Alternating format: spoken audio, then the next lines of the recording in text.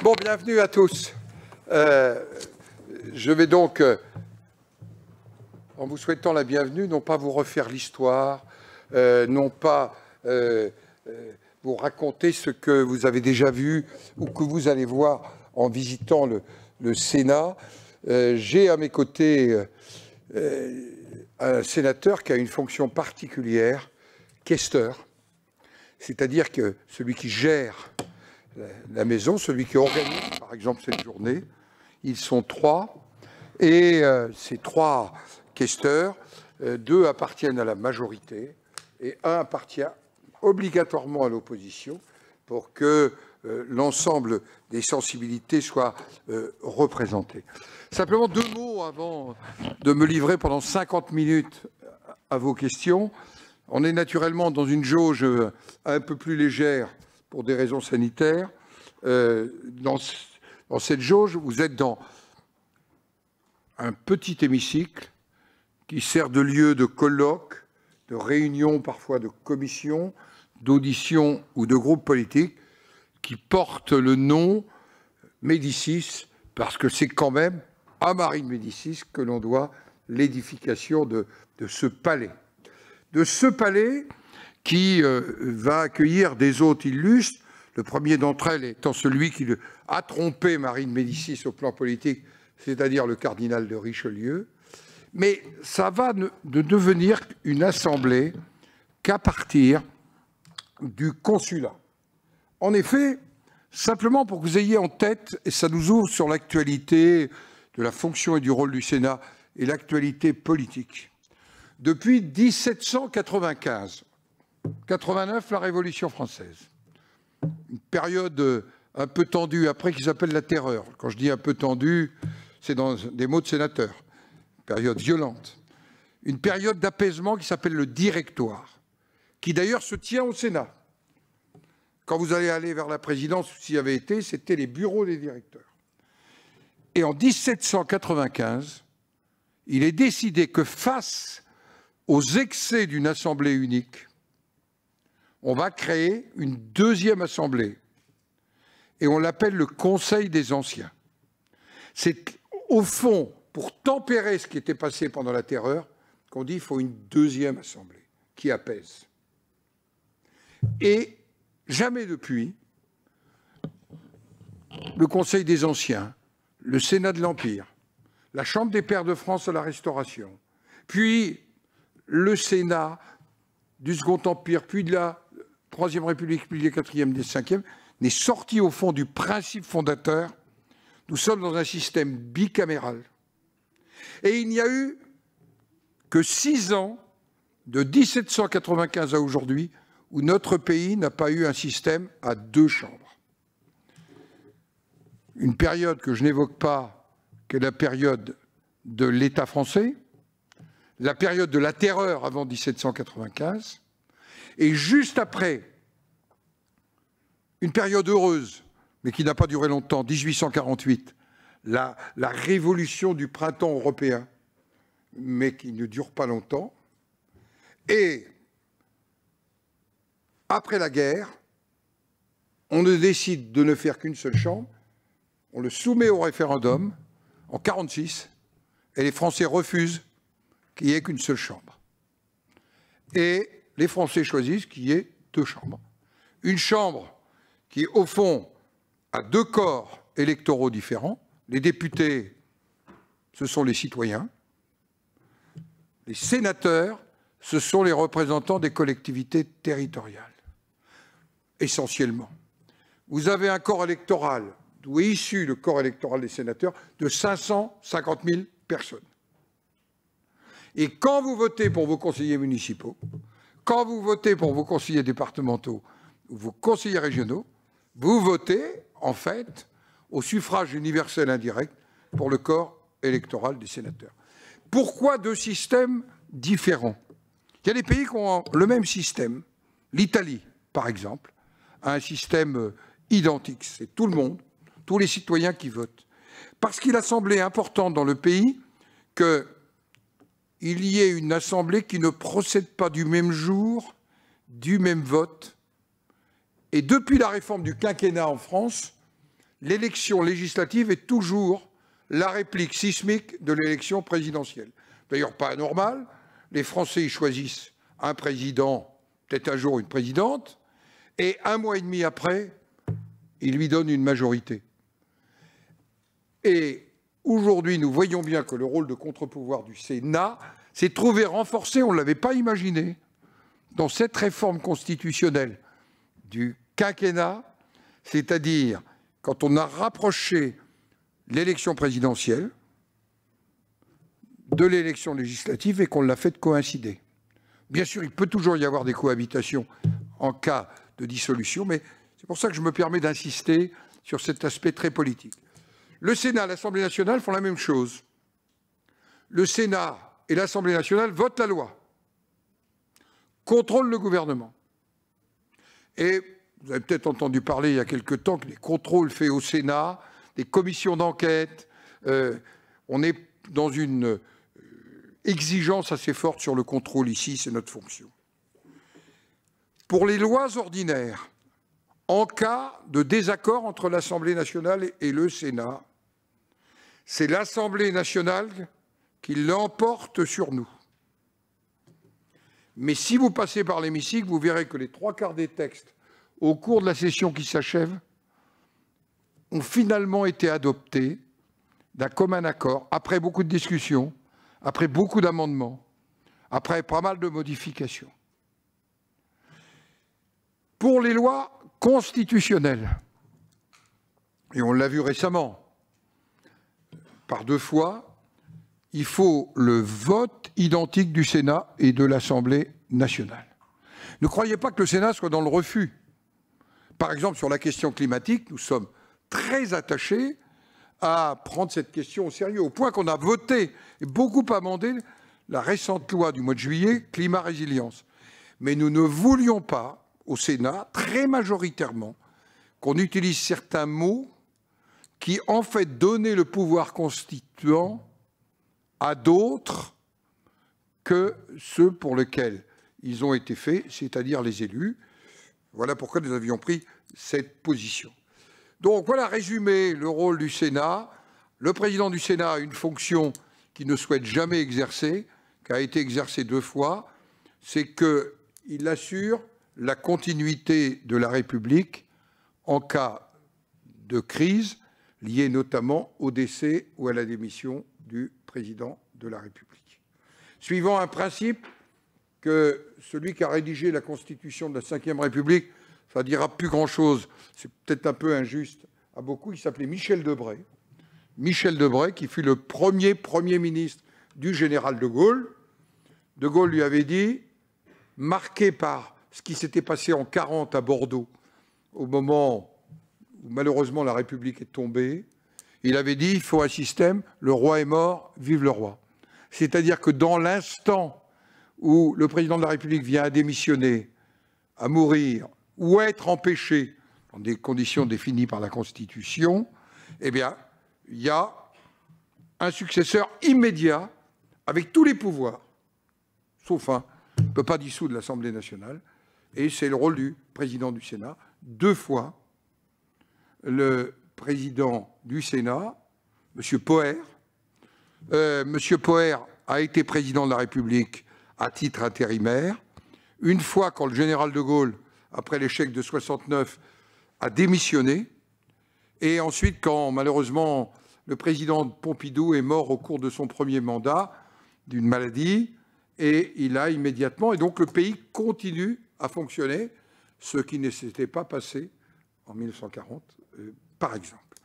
Voilà. Alors maintenant, je réponds à toutes vos questions, qui peuvent être...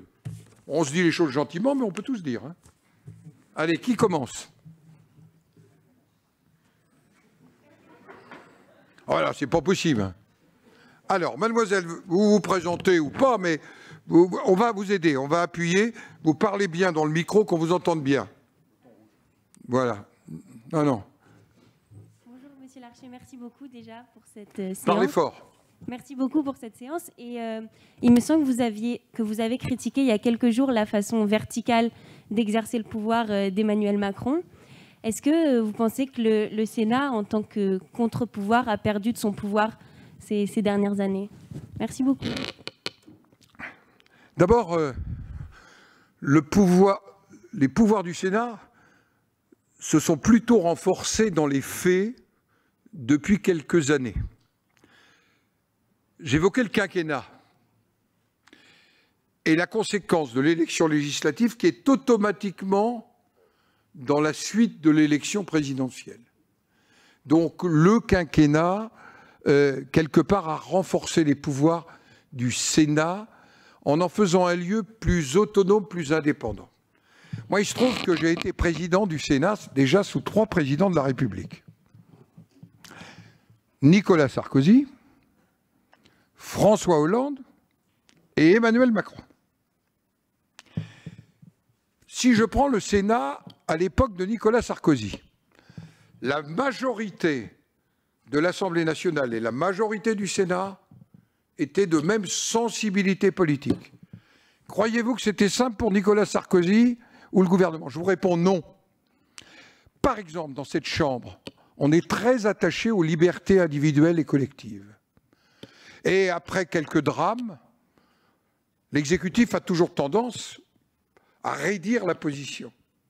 Et notamment, on l'a vu, y compris dans la crise sanitaire, mais on l'avait vu aussi après les attentats au Bataclan, on l'avait vu sous Nicolas Sarkozy, après un drame, les jeunes s'en souviendront peut-être pas, qui s'appelait le drame de la joggeuse de Milly-la-Forêt, une femme qui avait été assassinée dans des conditions épouvantables. Et le Sénat n'est pas un lieu laxiste, mais c'est un lieu qui dit attention, ne répondons pas par la pulsion du lendemain, parce que ce qui est en cause, ce sont nos libertés. Nous avons par exemple voté quelque chose qui n'est pas rien pour nos libertés. L'interdiction de se déplacer, confinement. Oui, c'est pas rien. Le pass sanitaire, qui est quand même, pour le bien général, et je le soutiens, attentatoire aux libertés. Il faut toujours trouver l'équilibre entre les libertés et l'intérêt collectif. Mais nous avons exigé, et le gouvernement n'a pas eu le choix, nous avons exigé que ça soit sous le contrôle régulier du Parlement et que ça ne soit jamais pour une très longue période. Ce qui amène le gouvernement, demain ce sera le cas, après-demain, à me consulter pour rediscuter, au-delà du 15 novembre, du pass sanitaire. Ici, il y a une très large majorité qui l'a voté, mais nous devons être aussi comptables parce que c'est quand même attentatoire aux libertés. Et on doit toujours être attentif en matière de liberté individuelle et de liberté collective. Sur la conception, et là c'est un avis politique, verticale du pouvoir. Il y a longtemps que je réfléchis à la représentation des territoires. Tout à l'heure, j'évoquais les 550 000 élus locaux. Aujourd'hui, quand on fait une analyse d'opinion en profondeur,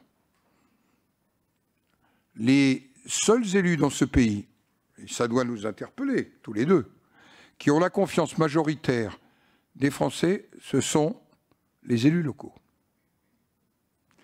Parce que, y compris dans la crise, ils ont répondu en proximité. Quand il n'y avait pas de masque, c'est les communes, les départements, les régions. Les centres de vaccination, qui les a organisés? Les communes, les départements, les régions. Et je pense, et c'est un point de grande différence que j'ai avec le président de la République, qui a aussi de grandes qualités, c'est que aujourd'hui notre société a besoin de proximité. Et on l'a vu dans la crise des Gilets jaunes. La crise des Gilets jaunes, c'est aussi la crise de l'éloignement, du sentiment que nous sommes loin des citoyens. Je l'avais écrit dans un rapport à François Hollande, après le drame de Charlie Hebdo. François Hollande nous demande un diagnostic sur la société au président de l'Assemblée nationale, à l'époque Claude Barthelone, et à moi-même, qui venait d'être élu président du Sénat. Et après l'enquête dans le pays, après la consultation des sénateurs, dans un rapport qui porte sur la nation, car nous voyons bien déjà les fractures communautaristes, les replis, etc., qui s'appelait « La nation, un héritage en partage », j'ai évoqué la France d'à côté. Pour ceux qui aiment la géographie, il y a un géographe qui s'appelle Christophe Guilly, qui a parlé de la France périphérique en 2015. Il y a une France qui a le sentiment de ne plus être dans la République. Pas simplement la France des quartiers, la France des petites villes aussi. Moi, j'arrive de Mazamet, par exemple. J'étais ce matin dans le Tarn. Quand vous voyez, par exemple, la désertification d'un certain nombre de territoires dans ce pays, désertification médicale, désertification commerciale, vous voyez bien qu'on a un sujet majeur. Et donc, je pense que la réponse d'aujourd'hui, ça ne peut pas être un conseil de défense qui décide de tous, mais qu'il faut que ce soit dans un lien. Voilà pourquoi je pense qu'il faut de la décentralisation et que l'État s'occupe de ses missions régaliennes, qu'il s'en occupe sécurité, justice, défense. C'est naturellement des missions de l'État. Un certain nombre de phénomènes d'égalité ou d'équité dans le pays. Mais pardonnez-moi, ce qu'on fait le mieux en proximité, il faut le faire en proximité. C'est une vraie différence que j'ai avec lui. Et c'est vraiment issu de l'expérience d'élus locaux. Par exemple, mon voisin, il était maire en Seine-Saint-Denis. Département qui pose un certain nombre de défis. Il était maire du Bourget. Moi, j'étais maire d'une ville plus simple à gérer, qui s'appelle Rambouillet. J'étais maire de Rambouillet. Mais vous avez des collègues d'un peu partout. Vous avez des collègues ultramarins. Il y a une richesse aujourd'hui et il y a une capacité de la proximité. Voilà pourquoi j'ai été un peu long, mais je voulais m'expliquer. C'est pas simplement m'opposer, c'est une conception différente. Et je pense qu'on n'échappera pas à la proximité. D'ailleurs, on le voit avec la montée en puissance des régions aujourd'hui et l'adresse des citoyens en direction des régions. D'autres questions? Voilà, à mon tribord. Je dis pas à droite et à gauche, hein. Non, non, mais... Hein, après, j'ai une question au centre. T'es sauvé. Voilà. Monsieur le Président du Sénat. Bien fort dans le micro, oui. Que tout le monde entende, parce que... Monsieur le Président du Sénat, merci déjà pour de bien vouloir répondre à nos questions. Et donc ma question, c'est quel rôle le Sénat peut-il avoir à jouer dans la mini-crise diplomatique qui vient d'intervenir suite à la rupture du contrat du siècle?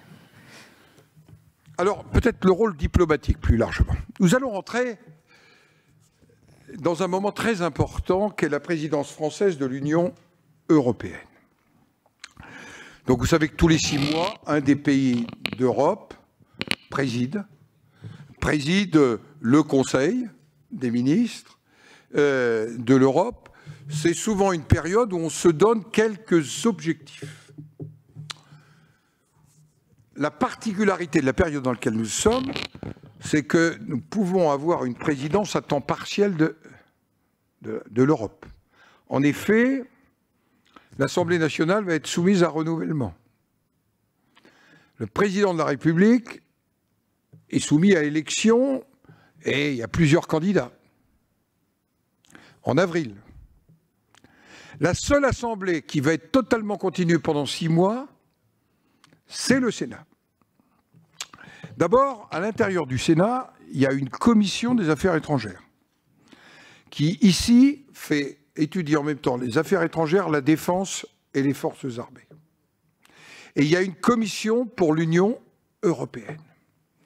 Donc, au Sénat, dans le premier semestre, comme le prévoient les textes européens depuis le traité de Lisbonne, vous aurez 2 très grandes conférences parlementaires qui réuniront les présidents et présidentes des assemblées des différents pays. Tous les pays n'ont pas 2 assemblées, beaucoup en ont, et qui vont réunir les présidents avec des délégations de chaque groupe politique de ces assemblées. Et nous allons traiter de sujets qui ne sont pas simplement, pardonnez-moi, des conférences pour parler. Par exemple, et à la lumière de ce qui vient de se passer en Afghanistan, et depuis 3 jours avec l'Australie, le Royaume-Uni et les États-Unis, qui va traiter de la sécurité de la défense en Europe. C'est-à-dire quelle part de budget, quelle autonomie, pour la défense, pour l'industrie de défense en Europe. Et c'est un sujet que le Sénat va présider. Sujet difficile parce que, vous le voyez bien, il y a le sujet de l'OTAN. Vous savez tous ce qu'est l'OTAN, le traité de l'Atlantique Nord.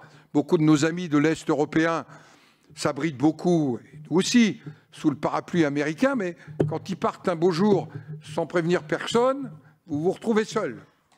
Et donc la France, et là on est d'accord, il n'y a pas de différence politique majeure à l'intérieur de notre pays, quelle réponse on donne? Par exemple, sur la décision américaine, parce que c'est une décision américaine, de mettre fin au contrat de fourniture, c'est vraiment une décision dans laquelle nous sommes tous ensemble pour faire face. Non pas par patriotisme, mais parce que ça pose la question de la sécurité et de la défense en Europe.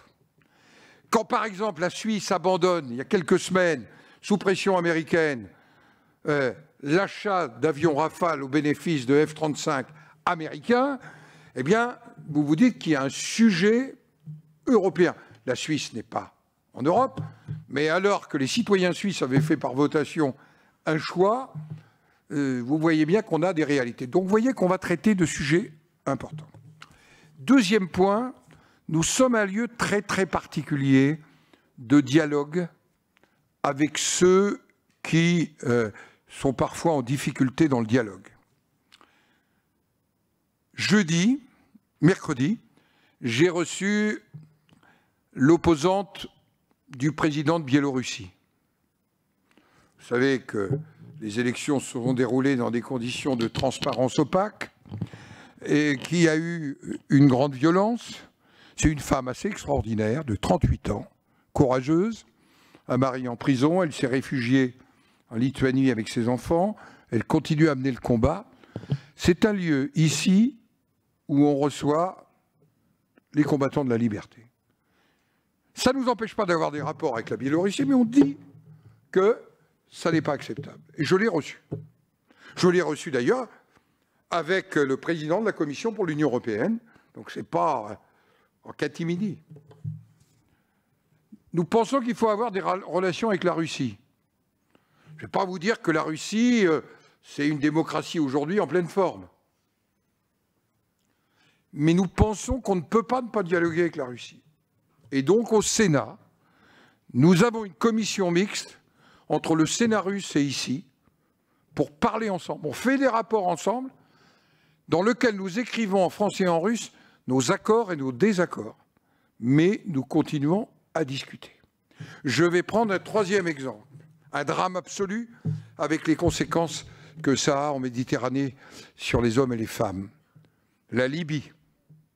J'ai reçu le président du Parlement libyen, pour ceux qui suivent l'actualité plutôt proche du maréchal Haftar, non pas pour dire je prends position pour vous, mais pour qu'on soit un lieu de dialogue, parce que naturellement la solution en Libye, c'est un accord politique. Et un accord politique qui a des conséquences positives pour l'Europe.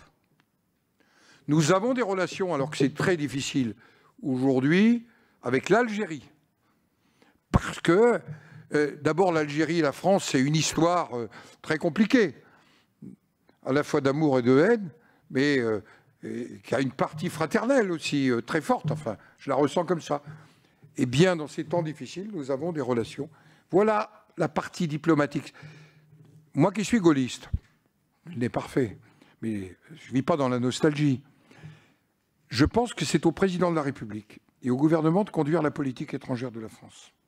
À nous de donner notre avis, mais nous pouvons être des lieux de facilitation pour des dialogues qui sont parfois plus difficiles pour un exécutif à mener. Et voilà pourquoi nous avons... La Tunisie traverse une grande crise. J'ai reçu l'ancien Premier ministre tunisien, avant qu'il ne parte. On ne prend pas position, mais on garde le contact. J'ai même reçu le parti islamiste Ennahda il y a quelques mois, parce que je pense qu'il y a un moment, nous devons être des facilitateurs de dialogue. Alors, ce n'est pas une partie très très connue, vous me posez la question, mais c'est une partie très active j'ai une cellule diplomatique. Voilà. Il y avait une question au centre. Voilà. Pareil, je réponds trop longuement. Là, je me fais engueuler à l'extérieur. Voilà. Bonjour, merci de nous recevoir. J'avais deux questions. Donc la première, c'est quelles sont les qualités pour être président du Sénat? Et la deuxième question, c'est pourquoi est-ce que vous êtes engagé en politique? Dans la première, je ne l'ai pas bien entendu. Les qualités. Ah, mes qualités, oui, bien sûr, qui sont immenses. Moi, je suis vétérinaire. J'ai été engagé étudiant très tôt dans le syndicalisme étudiant. En même temps, j'appartiens à une génération post-68 où on s'engageait assez facilement dans la vie politique. Je me suis engagé chez les gaullistes sociaux. Ça ne me dit plus rien à personne, c'est les gaullistes de gauche. Mais c'est comme ça que je me suis retrouvé ministre du Travail de Jacques Chirac. Parce que la question sociale, la question du travail, la question du dialogue social, c'est pour moi très très important. Et je me suis engagé, peut-être par héritage d'un père qui était tout simplement un maire d'un village rural. Et parce que j'avais une famille qui avait été très engagée, mais je n'ai pas connu cette période, dans la Deuxième Guerre mondiale, gaulliste. Et donc tout ça, ça crée un environnement. Et moi, je suis un mélange compliqué de laïc, de chrétien-démocrate. C'est-à-dire qu'au fond, c'est ce qui a inspiré mon engagement. Quand je dis chrétien-démocrate, c'est pas un parti, vous voyez ce que je veux dire. Et en même temps, je crois profondément à la laïcité. J'ai fait, certains l'ont peut-être connu et le connaissent, avec Marcel Gauchet, le philosophe, un petit bouquin sur la loi de 1905, il y a 2 ans, parce que nous voulions réfléchir à tout cela. Et donc je me suis engagé, j'ai été président ensuite des étudiants vétérinaires de mon école. Je me suis présenté très tôt à la mairie de Rambouillet, personne ne m'attendait, j'ai été élu maire, j'ai commencé ma campagne à 31 ans, élu maire 2 ans plus tard. Je me suis présenté au Sénat, il fallait 35 ans révolus à l'époque. J'ai été élu, je venais juste d'avoir l'âge un peu plus, j'avais 1 an de plus, et j'ai été élu, ça vous fera sourire, le même jour et avec Jean-Luc Mélenchon. Vous voyez que j'ai mieux tourné que lui, mais donc je la fais souvent parce que je l'ai faite à Jean-Luc Mélenchon, donc je me permets de la faire publiquement. Il était le Benjamin du Sénat, moi j'étais le vice-Benjamin, parce qu'à l'époque, héritage du Conseil des Anciens, il fallait plus de 35 ans, c'est plus le cas aujourd'hui. C'est mieux que ça soit plus le cas. Et donc, mais je me suis construit par la commune. C'est dans ma commune, dans la réalité de ma commune, dans le concret de ma commune, en m'occupant honnêtement des gens. Et j'ai été élu 5 fois maire de Rambouillet. Et j'ai arrêté pour être président du Sénat. Et mes racines, c'est la commune. Et donc, je me suis engagé en politique par une partie, entre guillemets, environnement familial, environnement syndical. Les qualités, je crois qu'il faut écouter les autres, être attentif à tout le monde, et le rôle d'un président du Sénat, c'est faire que tous les sénateurs aient voix au chapitre, et on essaye ensemble de faire qu'ils aient voix au chapitre, mais en même temps de rappeler un certain nombre de principes. Il y a des principes sur lesquels je ne transige pas, sur la démocratie par exemple, sur les valeurs humaines, sur les libertés, mais ça c'est mon choix personnel. Vous m'avez peut-être entendu, puisque certains m'ont écouté, qu'il y a des gens avec lesquels je ne partage pas les valeurs. Et je viens aussi avec mes valeurs. Et mes valeurs, elles sont dans la majorité, mais elles peuvent être en partie dans des groupes de l'opposition. Et donc, le rôle du président du Sénat, c'est de permettre tout cela, c'est de chercher la conciliation, mais de savoir dire non de temps en temps. Et Si vous êtes observateur, j'ai parfois dit non. Et donc, je crois que c'est ça. Et il faut, mais peut-être que c'est pas bien pour moi, pour reprendre ce que m'a dit mon fils le jour où j'étais élu, papa, tu te la pètes pas. Vous m'avez compris, il faut rester les pieds sur terre. Voilà. Alors, madame, là, derrière vous. Ah, bah, pardon.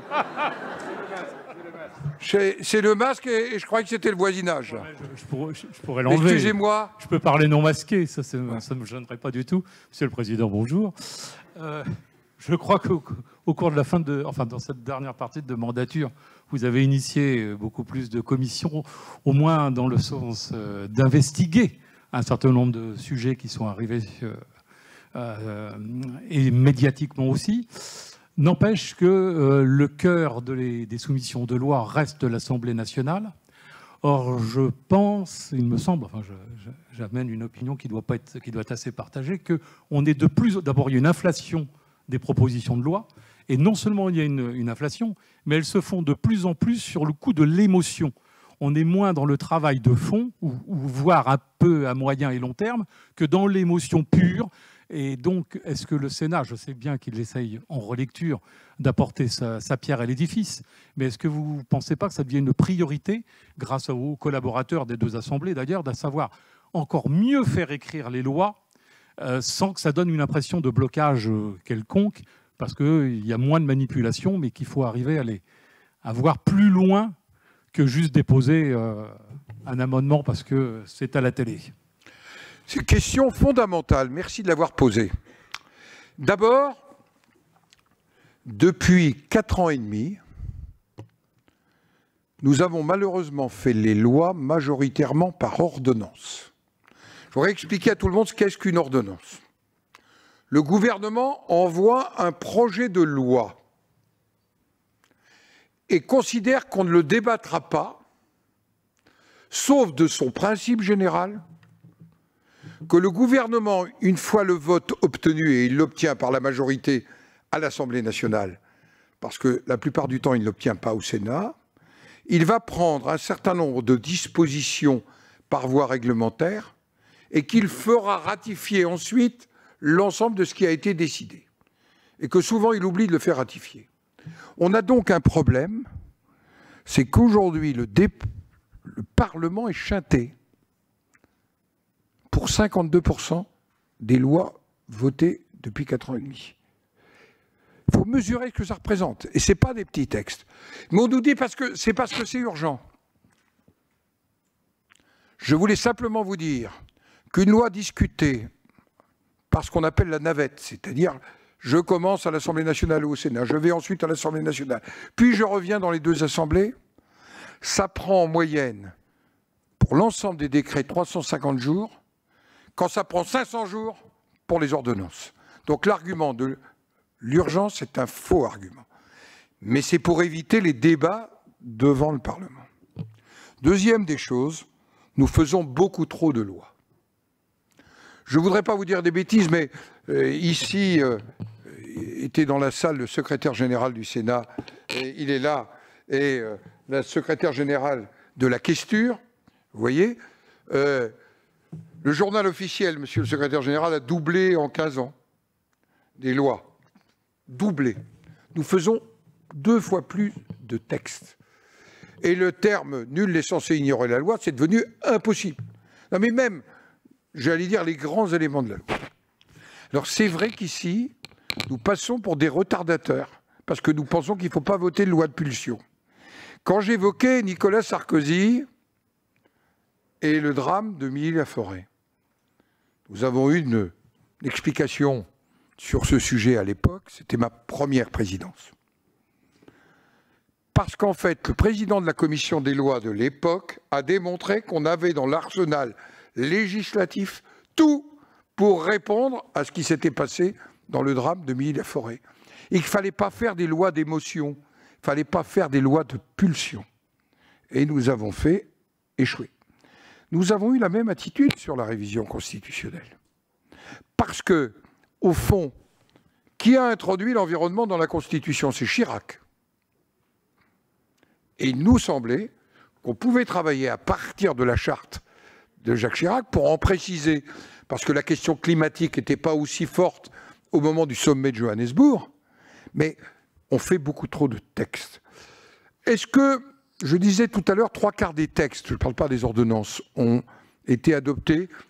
Le Sénat, je pense, joue un rôle important en matière de stabilisation, et nous venons de prendre la décision pour les ordonnances, et le Conseil constitutionnel a donné son accord, que si le gouvernement ne présente pas le projet de loi de ratification, pensez que c'est 50% des textes, nous les présenterons ici. Et nous allons commencer à partir du 1er octobre prochain, dans le cadre de ce qu'on appelle la réforme du règlement, mais qui doit passer devant le Conseil constitutionnel. Ce n'est pas nous qui décidons dans notre coin sans contrôle constitutionnel. Voilà. Une autre question. Mademoiselle. Puis là et là. Bonjour, Monsieur le Président du Sénat. Bien dans le micro. Je voulais connaître votre avis à propos de la désaffection d'une partie de la population française, et en particulier des jeunes, des formes traditionnelles du politique. Et je pense au vote, y compris aux élections locales. Et je sais bien que les sénateurs ne sont pas élus au suffrage direct, mais si le vote ne se fait plus aux élections locales, il y a quand même, il me semble, un problème de représentativité, étant donné la critique de représentativité qui est faite au Sénat. Voilà, merci. D'abord, la question que vous posez, elle est majeure. On va mettre à part ce qui peut être lié à la pandémie, mais nous sommes dans une spirale de croissance de l'abstention importante. Et si on prend le deuxième tour des élections législatives de 2017, je ne sais pas si vous avez en tête, plus de la moitié des Françaises et des Français ne s'étaient pas déplacés, avec le sentiment que ça servait à rien. Et ça me renvoie à cette France d'à côté aussi, que j'évoquais tout à l'heure. Je mets à part un peu les élections municipales, mais elles sont elles aussi atteintes. Mais on essaye de sortir du Covid parce que, mais je pense qu'il y a une crise de la représentation globale. Je ne suis pas certain que ce soit une crise sensu stricto du système démocratique. Parce que je ne suis pas sûr que le tirage au sort, ça soit un système supérieur. Je pense qu'il y a une crise de l'offre politique. Et je mets mes familles politiques dedans. Mais il y a surtout une crise du résultat.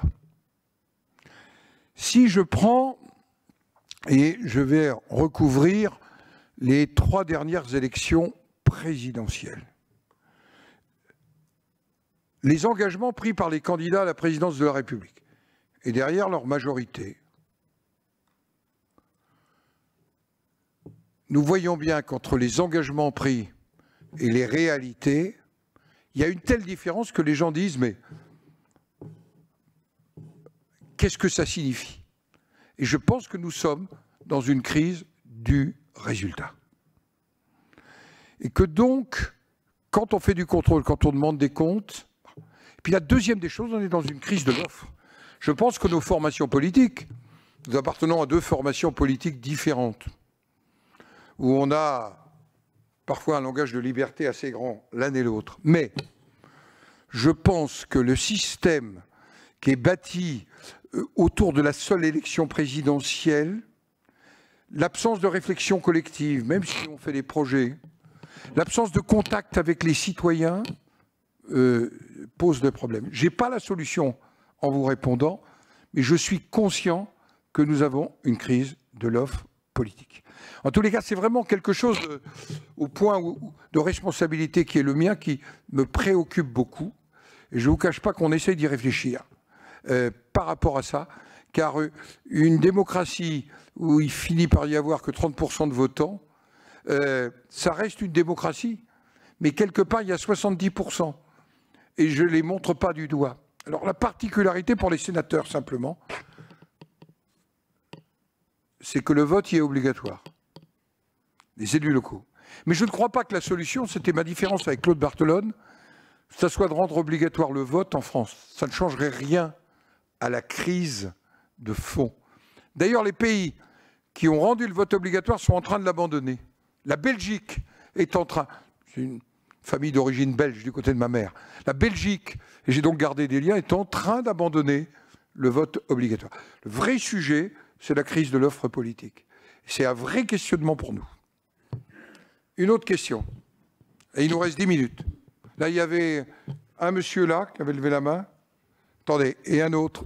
Levez la main. Oh, alors, monsieur ici, et après au fond. Merci. Bonjour, monsieur Larcher. Merci pour cette... Bien dans le micro, enlevez votre masque si vous voulez au moment. Ok. Bonjour à tous. Merci, monsieur Larcher, pour cette session. J'ai deux questions, si possible, très rapidement. La première, juste pour rebondir sur ce que vous venez d'évoquer par rapport à la crise de représentativité. Ça a été pointé du doigt par de nombreuses personnalités. C'est la non-reconnaissance en France dans les suffrages universels du vote blanc. Parce que très souvent, et moi je le vois, je pose la question à des gens autour de moi, etc. Ils disent je ne vais pas voter parce qu'aucun des candidats ne me convient. Et je ne me sens représenté par aucun des candidats. Et c'est un problème, je pense, qui est rencontré par probablement beaucoup de Français. Donc les gens se disent je ne vais pas voter, de toute façon le vote blanc n'est pas reconnu comme un signe de mécontentement par rapport à l'ensemble des candidats. Donc ça, c'était ma première question. On n'a jamais voulu prendre ce sujet avec du courage. Et le deuxième sujet, c'est le découpage territorial, le millefeuille territorial français. On a très souvent entendu que c'est un frein à certaines évolutions. Et là, on le voit avec l'épidémie. Les Français, je pense, ont exprimé largement leur volonté de décentralisation que les institutions, etc., ne veulent pas, mais les Français, je pense, le veulent, la décentralisation. On est bien à Paris, mais on serait aussi bien ailleurs. Et le millefeuille territorial est un frein à cela. On le voit dans les défis comme le logement, comme les transports, que ce millefeuille est un frein à de nombreux projets. On se retrouve avec des maires qui ne veulent pas être des maires bâtisseurs, qui donc freinent la construction, freinent certains projets d'infrastructure. Et on voit bien qu'il faut des réponses à plus grande échelle. Donc ça, c'était ma deuxième question sur les millefeuilles territoriaux. Merci beaucoup. En fait, vous venez d'être, comme tous les Français, un peu schizophrène dans votre question. Vous êtes pour la décentralisation, mais en même temps, il faut centraliser. Je le dis avec beaucoup de respect parce qu'on l'est tous un peu.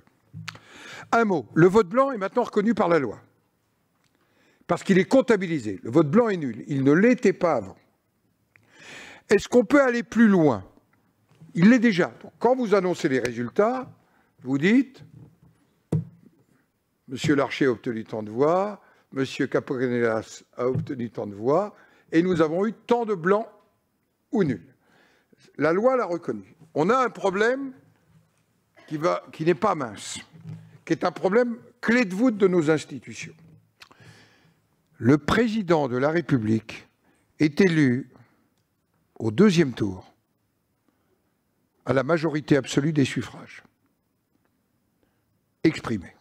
Voilà pourquoi il n'y a que 2 candidats pour le deuxième tour. Si vous introduisez les blancs et les nuls dans le décompte final, le président de la République pourrait ne pas être élu à la majorité des suffrages. Il faudrait donc changer la Constitution, mais se poser la question, eu égard notamment au pouvoir important du président de la République dans notre pays, à des moments majeurs, parce qu'aujourd'hui, le président de la République, il tire sa légitimité du scrutin majoritaire du deuxième tour. Et donc, il faut qu'on y fasse extrêmement attention. Donc, on a avancé au plan législatif au maximum aujourd'hui sans toucher à la Constitution. C'est-à-dire que vous pouvez dire aux citoyens qui votent blanc et nul que leur vote, il est comptabilisé, alors qu'avant, il ne l'était pas. Avant, on faisait le décompte sans prendre en compte les blancs et les nuls. La question du découpage territorial. Est-ce que dans la pandémie actuelle, c'est pas ensemble, dans Territoires Unis, que régions, départements, communes, ils ont plutôt bien répondu. Honnêtement, tout le monde le reconnaît. Et quelle que soit la sensibilité des présidents de région, j'étais en Occitanie là, l'Occitanie, la présidente est socialiste, a extrêmement bien répondu, et elle l'a fait avec des départements et de communes de sensibilités différentes. Elle l'a fait avec le président du conseil départemental de l'Aveyron, qui n'a pas du tout sa sensibilité. Le vrai sujet qui est posé, c'est la représentation dans chacun des niveaux. Voilà pourquoi, à l'époque de Nicolas Sarkozy et de François Fillon, il y avait la réflexion pour que ce soit les mêmes élus qui siègent au département et à la région. L'idée du conseiller territorial. C'est-à-dire que ça soit le même élu qui gère les grandes affaires et celui qui gère plus en proximité. Ce n'est pas une approche qui n'est pas sans intérêt. Vous parliez du logement et du transport. Les transports régionaux marchent mieux depuis que c'est les régions qui s'en occupent, honnêtement. La remise en route d'un certain nombre, vous allez les voir, et c'est pour le défi climatique, de voies ferrées, ce sont les régions qui vont les conduire. Sur le logement, pardonnez-moi, il y a, c'est vrai, une minorité de maires qui ne sont pas bâtisseurs. Mais aujourd'hui, je crois que la réponse est la seule, ce serait la contractualisation pour le logement. C'est terrible. Vous voyez, on a un système hyper centralisé. On avait un objectif de construire un peu plus de 100 000 logements. On ne va même pas en construire 80 000. Je ne parle même pas de la crise du Covid. Au fond, parce que le système central, il est loin de la décision qu'on doit prendre en proximité. Quand vous contractualisez entre un préfet et un maire, vous décidez, même un maire réticent, à construire. Quand ça vient d'en haut, pardonnez-moi, on préfère payer des pénalités qu'on attaque au Conseil d'État. Je crois vraiment à la subsidiarité. Croyez-le, moi j'ai présidé une grande société HLM. J'étais dans une ville qui a beaucoup de logements sociaux, moins que chez toi, bien évidemment, mais parce qu'il faut aussi dans les logements sociaux trouver l'équilibre. On ne peut pas avoir des communes. Vous savez, je suis à 20 km de Trappes. Trappes, c'est une commune où les gens ont envie aussi de vivre sereinement et paisiblement dans la République. Il ne faut pas croire que c'est parfois une image un peu exagérée. Il y a des réalités aussi à Trappes. Je ne suis pas naïf. Mais on ne peut pas continuer à construire du logement social à Trappes sans rééquilibrer. Et je pense que c'est en proximité qu'il faut le faire. Voilà, pour répondre. Il y avait... Monsieur, oui, on vous tend le micro. Je fais encore des réponses trop longues. Oui, je me fais engueuler. Il nous reste 8 minutes. Très bien. Bonjour, Monsieur le Président. Vous avez parlé lors de votre introduction de l'importance d'avoir 2 chambres dans notre pays. Et je voulais avoir votre avis sur une 3e chambre qui se matérialiserait par un RIC dont on a pas mal parlé ces dernières années. Et justement, quelle serait la place du peuple dans cette potentielle trichambre? Le peuple vote directement pour l'Assemblée nationale. Les élus locaux déterminent le Sénat, mais les élus locaux sont élus par le peuple. C'est pour ça que c'est le suffrage universel indirect. Il y a une 3e assemblée dans ce pays, qui est le Conseil économique, social et environnemental, dont la mission est de représenter ce qu'on appelle, entre guillemets, la société civile. Aujourd'hui, ils sont représentés au Conseil économique et social, bien sûr les partenaires sociaux, représentants des salariés, représentants des entreprises, les représentants d'un certain nombre de secteurs d'activité, les ultramarins, et depuis la réforme voulue par Nicolas Sarkozy, les associations environnementales. Le président Macron vient de réformer le Conseil économique, social et environnemental en lui donnant la possibilité de s'ouvrir, et nous l'avons voté, pas jusqu'au final, pour d'autres raisons, mais je travaille avec le nouveau président du Conseil économique que je connais bien. On est originaire quasiment du même village en Normandie, M. Bonnet, et c'est l'ancien patron de la MGEN, de la Mutuelle. Et il y a la possibilité aujourd'hui, donnée par la loi, à ce qu'il y ait cette ouverture plus large sur la société civile. Il va falloir maintenant qu'on laisse le temps au nouveau président de mettre en place, il est en train de le mettre en place, mais je crois qu'on a là des réponses qui peuvent aller sur des sujets thématiques, des attentes de citoyens, avec la possibilité de s'adjoindre des panels citoyens dans des réflexions, de faire des rapports et de travailler avec nous. En tous les cas, moi je suis extrêmement ouvert à ça. Là où je suis beaucoup moins ouvert, c'est de nous faire croire qu'il suffit de faire du tirage au sort. J'ai reçu la Convention citoyenne. J'ai dialogué avec eux, parce que naturellement. Mais ça ne peut pas être une forme pérenne de démocratie. Je pense que le nouveau Conseil économique, social et environnemental, et je pense, en connaissant un peu son président, qui devrait pouvoir répondre à votre préoccupation. C'est naturellement en devenir. Il n'y a pas eu de question de ce côté-là? Oui, parce que comme c'est la gauche... Oui. Non mais c'est ma gauche, c'est tout. Hein, mais... Bonjour Monsieur Larcher. Au début, je voulais poser une question sur les sujets urgents pour vous à traiter, sur lesquels il faut qu'on avance. Et finalement, je vois sur les bannières les logos des grandes plateformes, des GAFAM notamment. Et je voulais vous poser une question donc, sur à quel stade vous pensez qu'on en est en France et sur les sujets sur lesquels il faut qu'on avance pour encadrer ces plateformes et sur les gens qui exercent leur métier et qui exercent une influence considérable, je crois, sur les jeunes notamment. Alors, les plateformes. D'abord, je voudrais vous dire qu'on a une plateforme de contact avec les citoyens ici. Alors, nous avons commencé avec les élus locaux. Et nous avons aujourd'hui 25 000 élus locaux avec lesquels nous construisons, nous dialoguons au moment de la préparation des lois, des réflexions. Et nous comptons l'élargir à l'ensemble des citoyens. Donc, la préoccupation d'utiliser ces plateformes, ces ouvertures sont importantes. D'autre part, nous devons être aussi attentifs parce que nous voyons des plateformes qui jouent des rôles parfois de pression. Et nous devons être extrêmement attentifs dans une démocratie à ce que les sans-voix soient aussi représentés. Parce que ceux qui s'expriment parfois dans ces plateformes occultent les sans-voix. Et une de mes vraiment préoccupations, je l'ai vu dans la crise des Gilets jaunes, je l'avais vu en 2015, c'est qu'il y a beaucoup de gens qui ont le sentiment que plus jamais on leur demande leur avis, que plus jamais on les écoute, et qu'ils sont dominés par un système. Et il faut qu'on fasse attention. On va de plus en plus loin dans le système numérique, mais il faut quand même que vous pensiez qu'il y a 35% de nos concitoyens, et j'aime pas le mot électronisme, parce que ça laisse penser qu'ils seraient un peu comme des analphabètes. Mais quelque part, on doit être très attentif à cela. Donc, plateforme citoyen, oui.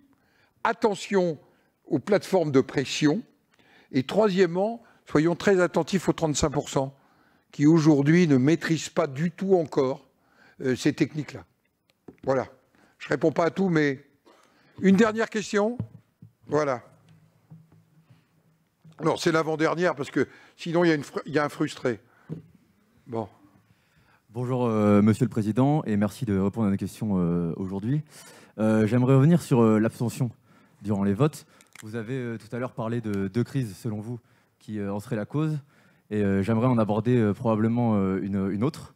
Qu'est-ce que vous pensez de la crise du sentiment d'appartenance des Français aujourd'hui à leur région, et plus généralement aussi, je pense, à la France ?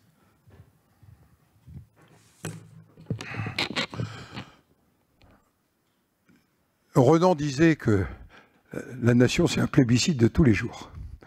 Pour qu'on ait un sentiment d'appartenance à une nation, il faut qu'on ait le sentiment d'appartenir à une communauté, et cette communauté dépasse chacune de nos petites communautés territoriales, philosophiques, religieuses, d'origine. Qu'est-ce qui vous donne envie de dire qu'il y a... j'allais dire que j'appartiens et que je me sens français. Et je crois que c'est l'héritage en partage. on est quand même, vous venez de visiter le Sénat, vous allez finir de le visiter. Il y a un héritage formidable de construction de valeurs collectives.